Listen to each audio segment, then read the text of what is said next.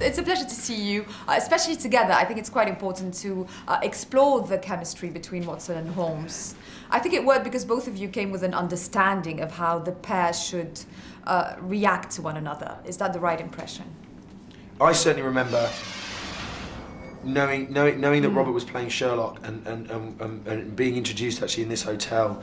Yeah. That what immediately pricked our ears was that there was so much material to get from these two guys who, in these extraordinary situations, but basically who lived together and had to survive together, and you know, who did the washing and who turned off the heating, and you know, he was obviously a nightmare to live with. And for me, that was just there was a plethora of fun to be had. Have you been talking to Susan? I don't know what you're talking about. I would say this too, that once it was Jude and I, half the pressure was off me, because the two of us had to create the third thing, which was the way these characters interact.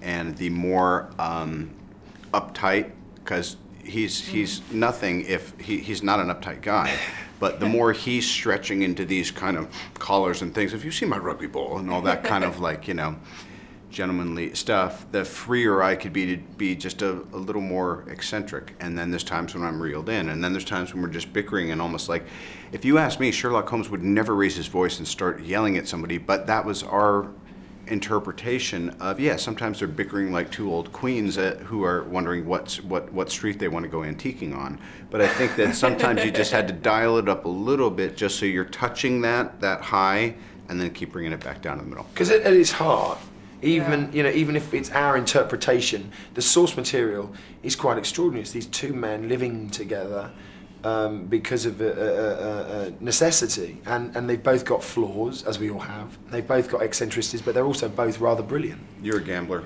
I think it's quite exciting that you guys had the opportunity to take those beloved characters and turn them into something modern but true to the beginning at the same time. Was that a difficult thing to achieve? That was the reason I did the gig. It was so much, you know, what a challenge, and also what a thrill, right? Yeah, and I also tend to think on just a purely business level, is this going to be a film that I can tell my friends they're safe to bring their kids to?